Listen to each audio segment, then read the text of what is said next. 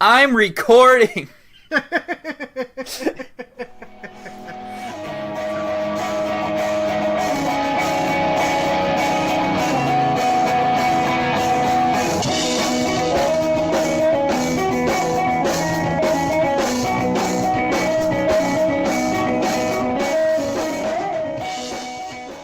Hey everybody, welcome back to another episode of the Sound Good podcast. I'm your host Michael. And I'm Micah. And on today's episode we're going to be talking about the two albums Ritual by the Black Dahlia Murder and City by Strapping Young Lad. We're going to start off talking about Ritual because that is the album I suggested to Micah to listen to. And then we will take a little break, have a little interlude, and then we'll get into talking about City by Strapping Young Lad.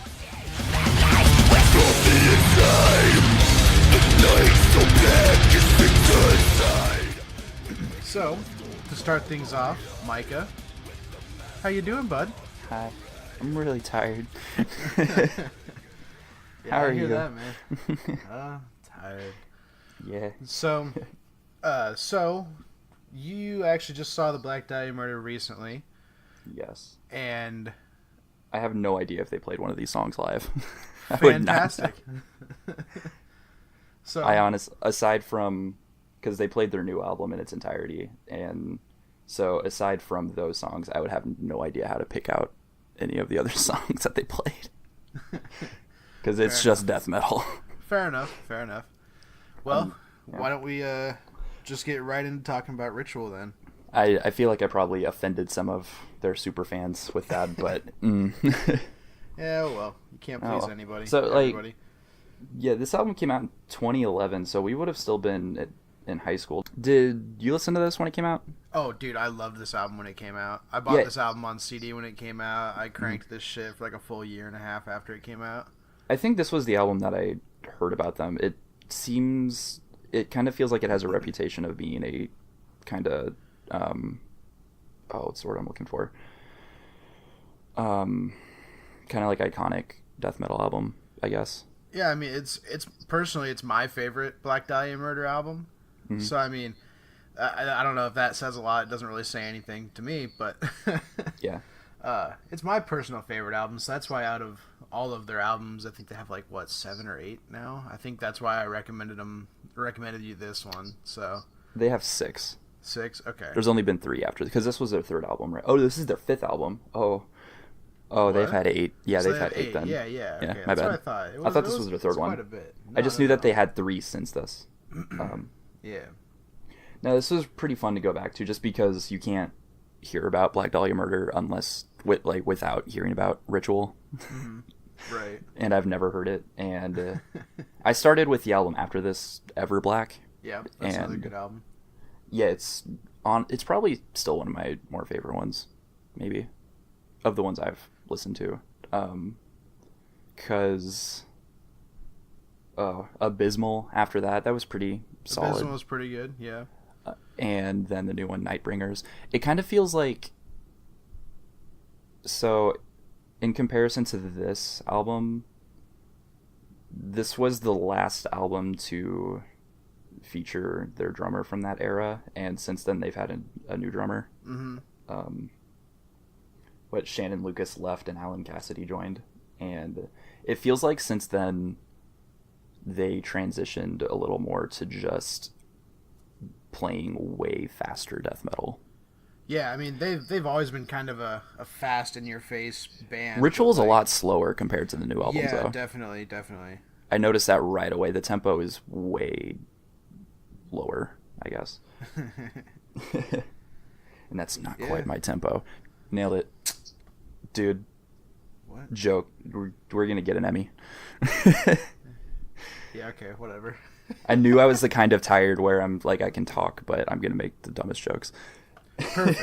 Perfect. That's content. No, So, and yeah, another thing that jumped out at me that I was like, wow, this is a pretty, I don't know, a lot of people took influence from this album, was I think on the song, do you remember the song On Staring Seas of Salted Blood? I love that song. I really like it because it's one of those death metal songs where you have chugging, but it's with just kind of moderately paced alternate picking instead. Yeah. Like that kind of chugging.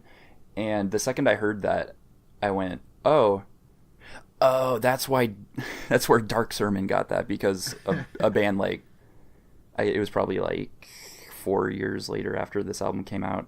There's a song called Imperfect Contrition from Dark Sermon's first album that intro is just like almost identical. Really? Yeah, and it became very clear that was probably where their influence came from for that.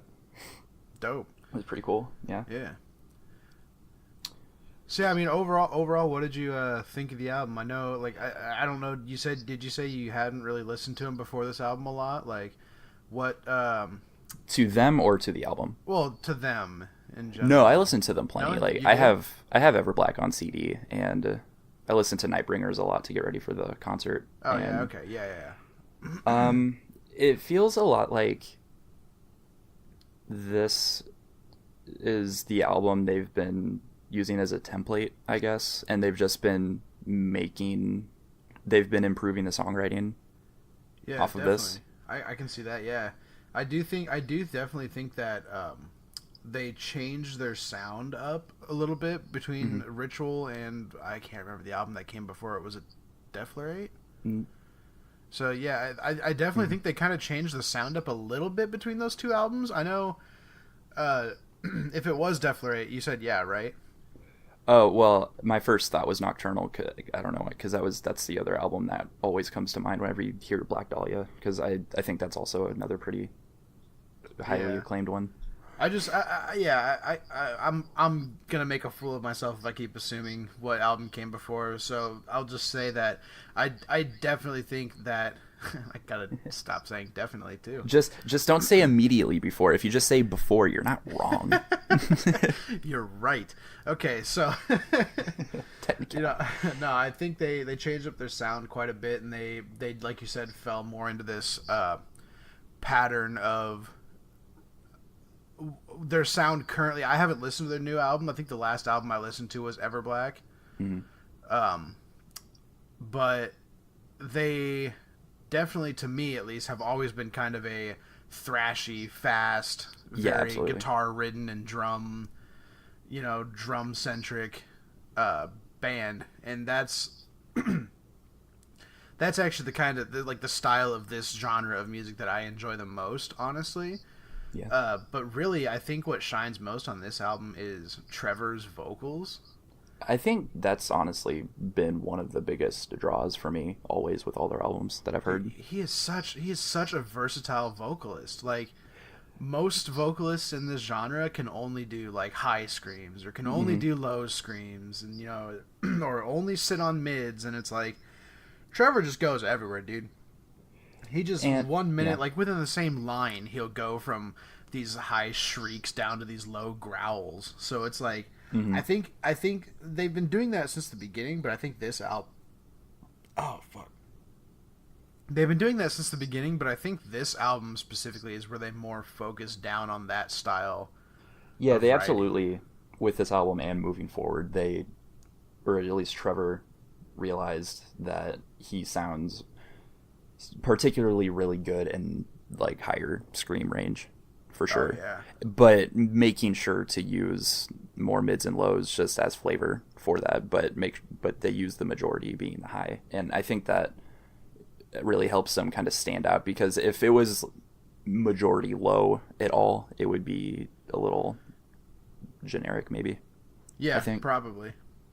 I think it saves it a lot, but absolutely, like the drummers they've been getting are insane. Their current one is bonkers. I think he's maybe the reason that I would say maybe the speed that the albums are, like, between switching drummers is maybe like a 1.5 times tempo increase, maybe, because their current drummer is just he's crazy. Yeah. But don't forget to give credit to anytime you hear crazy low vocals, that's usually like the rhythm guitarist doing background vocals too. He has a really great voice. That. Yeah, I actually had no idea about that. Yeah, he does really good background vocals, and it's always really deep lows. Damn, I had no idea actually. Mm-hmm. I think it's usually when he and Trevor typically do them together, so it sounds like a layered vocal. Yeah, and they're both say, like Trevor does splits. his low, but the guitarist does an even lower low, and they just harmonize really well. Yeah, you know? Okay. And that's how they get that sound. That's dope. Hell yeah. Mm-hmm. So, like, was there anything, like, any song specifically, other than, I know you said On Stirring Seas of Salted Blood? That only stuck out to me because I've had a past with other bands that kind of use that as an influence, I think. Yeah. So were there any other tracks that, like, stood out to you a lot?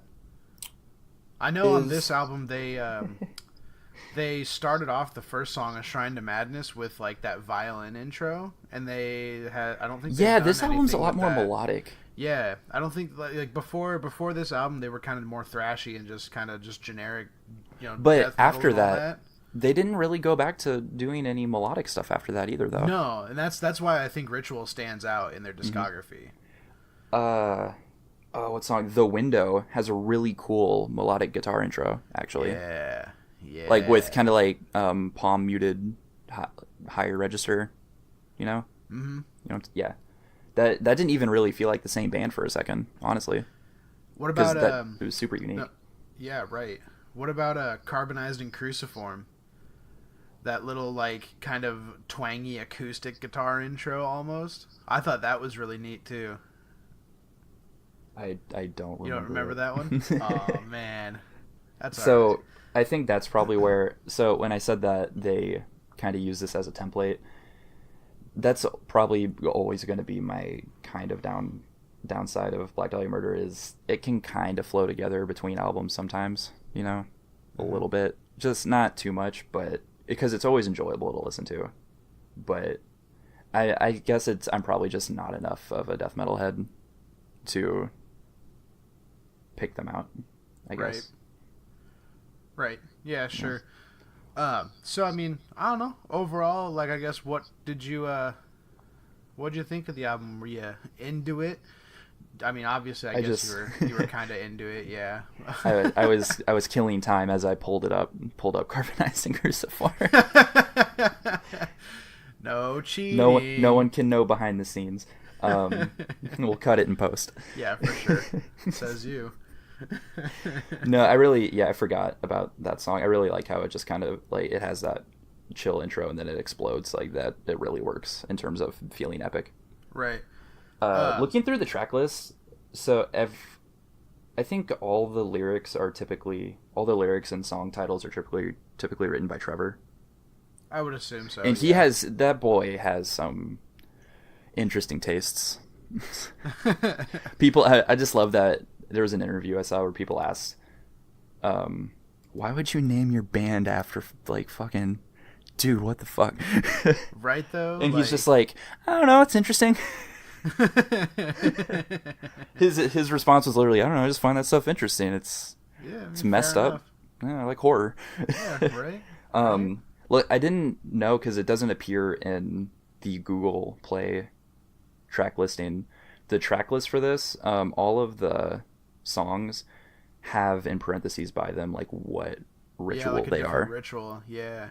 So, in that vein, I don't like Den of the Pickerist. It scares me, and knowing that it's the ritual of mutilation now, it really scares me. Well, like, do you know what Pickerism is? No. Pickerism. Are you gonna ruin my day?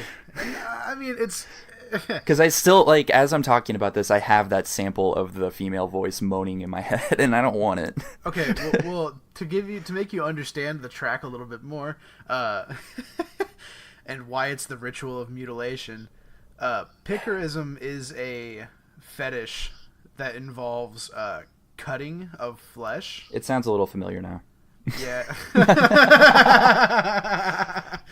You say like you made me realize what drawer I had to pull open there. I was looking in the wrong spot.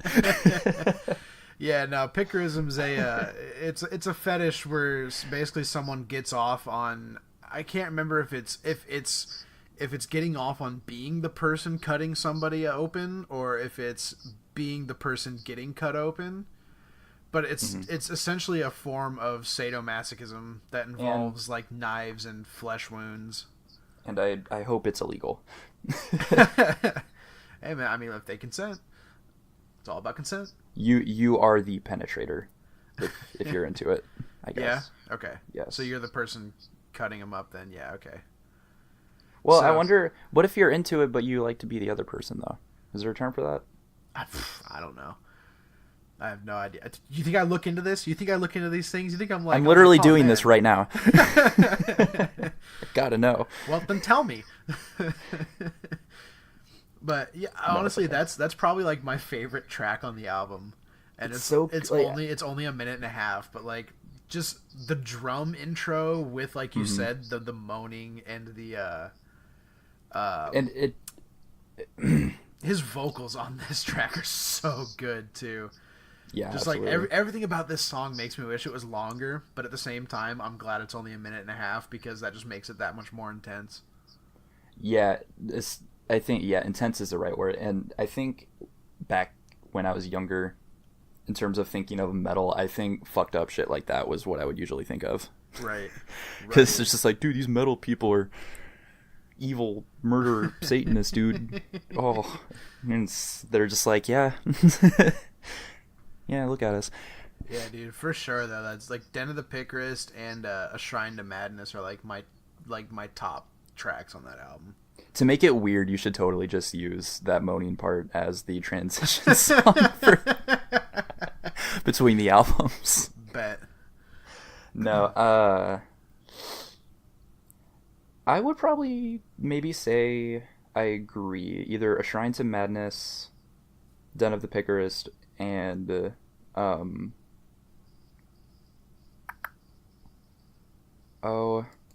maybe The Window. Those would be my picks for favorite songs, probably.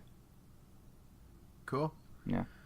Well, is that all you got to say about it? Great album. Yeah, it's I mean, you can kind of get the same experience maybe, because since they've basically just been improving on this format a little bit, but I like that there's still a few songs like Den of the Picarist and stuff that are super unique and you can't get that on any other album, you know? But yeah. It kind of feels like they've been taking everything that works, filtering it, and like adding cool, interesting things on every subsequent album. So it's like an even better version, and then with some twists, I guess. But you're gonna kind of get similar experiences no matter what album you pick from Ritual and onward, I guess. Yeah. So any of those, if you're interested, you should do that. Cool. Yeah.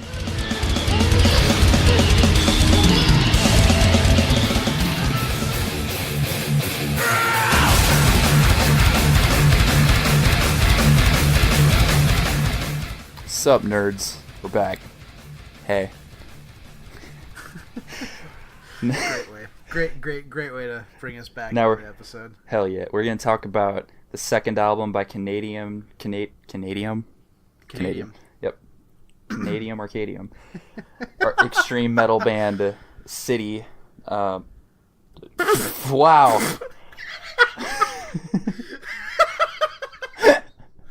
We're going to talk about the second album by Canadian. We're going to just redo this. Do you just redo this, Micah? Can you keep the bullshit at the start though? I mean, yeah. Probably just We're going to talk about the second album by strapping young lad called City. They're a Canadian extreme metal band. The album was released in 1997 on Century Media Records.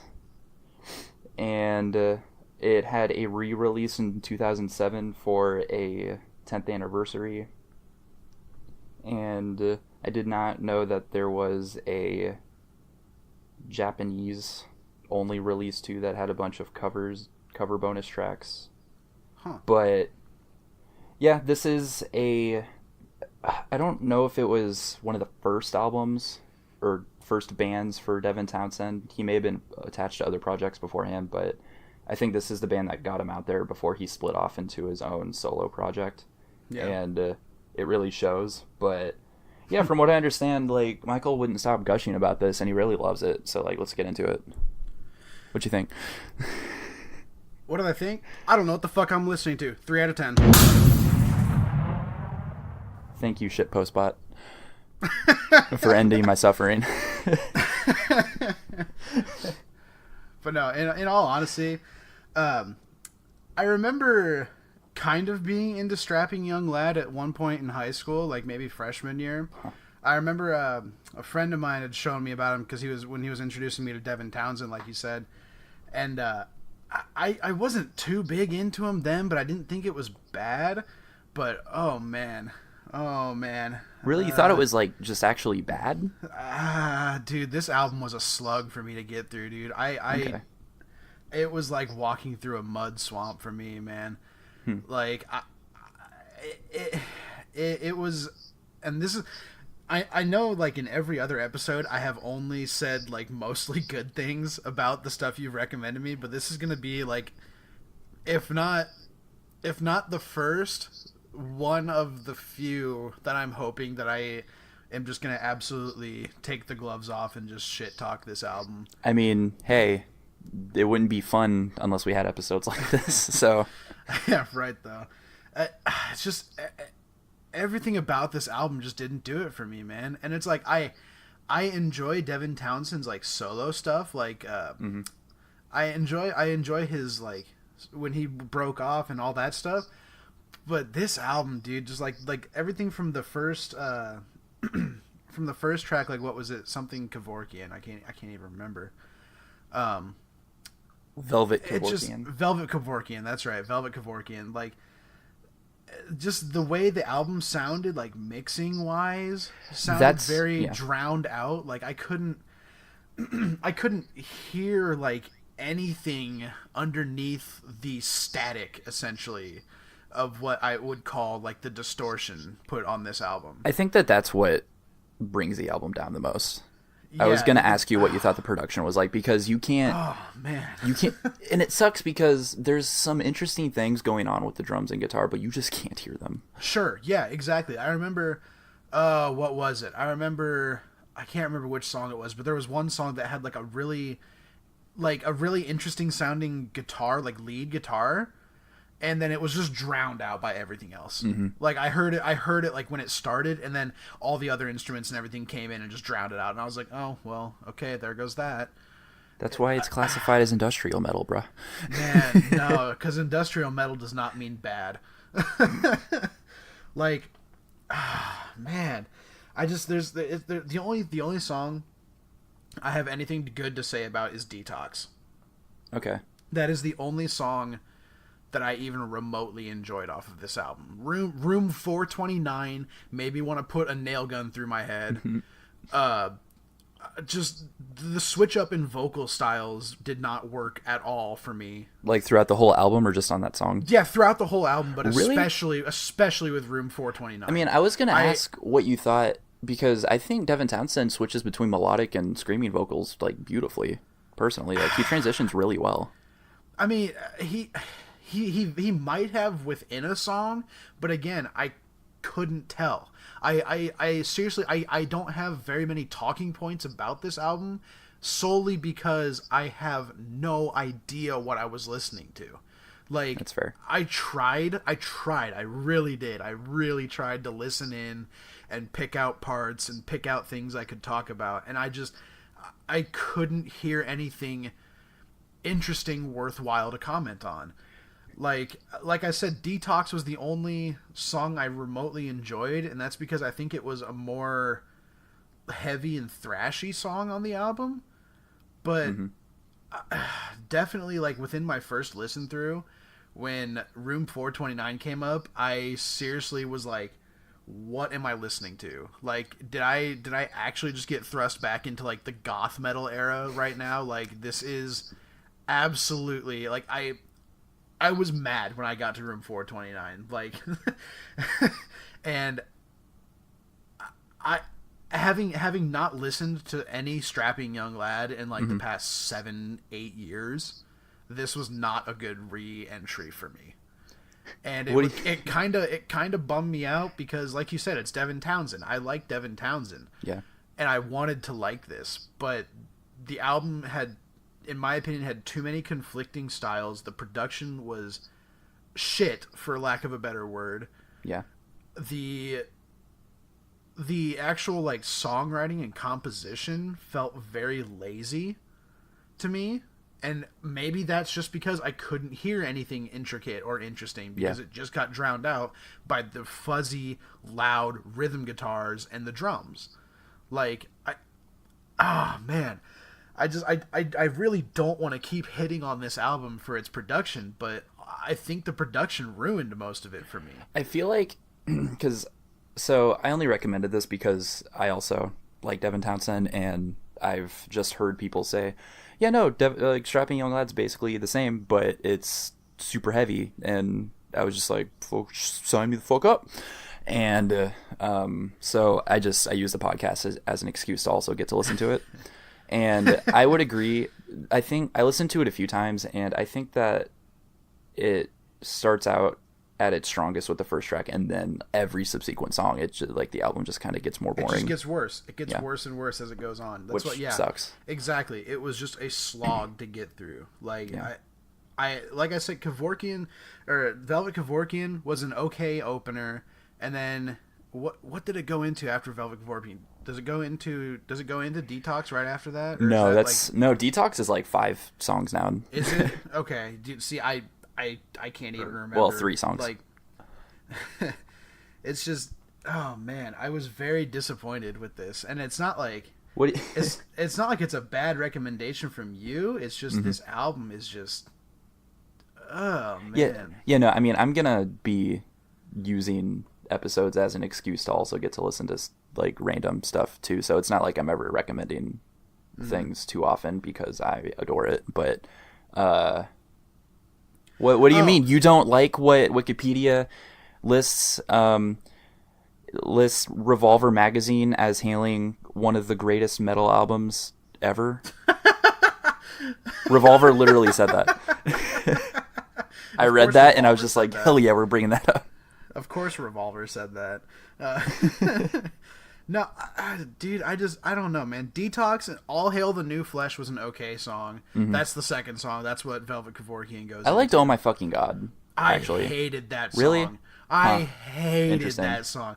I hated the vocal rhythm with it where they just shout "Oh my fucking God!" Like, I don't remember it, actually. It was so cheesy. It was so cheesy. Maybe I'm wrong. I don't actually remember that. Oh, dude, that's like their main, like, I don't know if I want to call it a chorus because they just say it. They just say that line like twice, but they repeat that pattern like 3 or 4 times throughout the song. It's honestly, like a hook, I guess you could call it. I never looked at the track list while I was listening to it, so I don't remember much of it.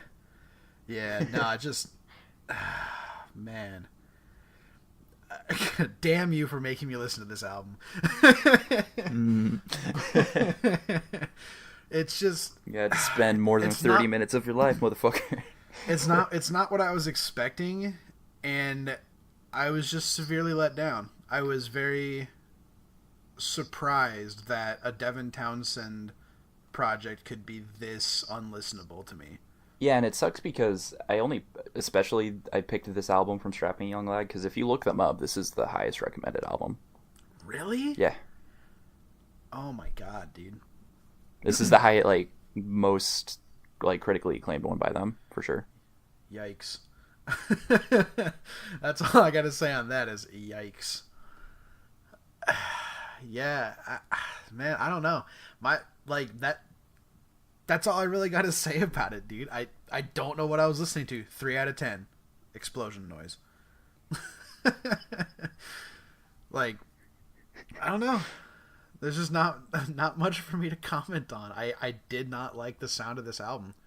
If anybody ever asked me if they should get into Strapping Young Lad, based on this album alone, if this is the only thing I had heard from them, I would say no. I would say definitely not. Like, just go listen to Devin Townsend. Yeah. Go listen to Ziltoid. Yes, exactly. Just go listen to Ziltoid. Or Sky Blue from Z2. Yeah. The first disc on the second Ziltoid album Cause it's like a double album, kind of the way that 6 Degrees of Inner Turbulence is, where the first disc is like its own standalone thing, you know? Right. And it's called Sky Blue, and it's so good. It's like, it's basically all like melodic stuff, and it's really good. Yeah. Yeah. Not heavy at all. Definitely. Yeah. But, no. no, his solo stuff is way better. Way better. Infinitely better. Like so much better that I would much rather have you preferred me any Devin Townsend project album over this. I mean, part of it was I wanted to recommend something that I knew you wouldn't have heard before too, though. You know. Yeah, that's fair. I wasn't aware of like how much Devin Townsend you have heard. So if you haven't heard like Z2 or something, maybe, bruh. Yeah, right. We could do it, maybe. Cleanse our palate from this. No shit. Something other than Room 429. Apparently that was a cover. Really? Yeah. God damn. Ugh. By a band called Cop Shoot Cop. 10 out of 10. Oh, but can we talk, like, I think Strapping Young Lad is a great band name. Speaking of bad band names like Cop Shoot Cop, like, I want to know how they came up with Strapping Young Lad, because that is an amazing metal band name. Well, I'm sure Devin Townsend was just a strapping young lad when he thought of it. Because it's the most not metal sound, like, connotation phrase, but once you know it's tied to a metal, you're like, hell yeah, dude. See, I think those kind of band names make the best band names, though. Where it doesn't sound like it's your genre, but then you're like, oh, fuck yeah. But you have to get, I don't know, you have to get a little lucky that once it is made aware that it's tied to that genre, that you go, oh yeah, because sometimes it can't work, you know? Right. Like, baby metal still doesn't do it for me, fuck you. You can't fool me. You know what? I'm gonna make you listen to a baby metal record. I mean, I've heard singles, but yeah, if you want to do that, it's fine. I know they're okay. I love baby metal. I love where this talk is going now because of how we thought. Yeah, honestly, I would much rather talk about baby metal than this album. So much rather. I would so much rather talk about just the song Baby Cast? Give Me Chocolate. Baby Cast. There we go. Chris D'Elia would probably sue us. Oh, does he have what? Does he have a thing called Baby Cast? No, but I'm pretty sure his fans are called babies. Oh. Or something. I don't know. I thought you were just going to say Chris D'Elia would just sue us for fun. Yeah, well, that too, probably. I don't know. He seems like an okay dude. Oh! I never told you. Oh, wait, no, I think I did. Never mind. Chris D'Elia reminded me because Mad TV, I forgot that. I mean, if you haven't seen Super Troopers 2 yet, you should see it because Will Sasso's in it. I need to see that, yeah. Will Sasso is in it, and it's great. Oh, my God. I miss Will Sasso so much. Dude, me too. I miss Vine just for him. Yeah, right? His lemon vines were the best. Oh, fuck. Anyway. All right, that's that episode. Yeah, that's I don't know, man. That's all I gotta say. I ended with a smile on my face. Yeah, me too. That's the one positive thing about this. That's the one positive thing about City by Strapping Young Lad is that everything we just talked about came from it, and it made me end the podcast with a smile on my face instead of a disgusted look. Just yeah. Bye, everybody. All right.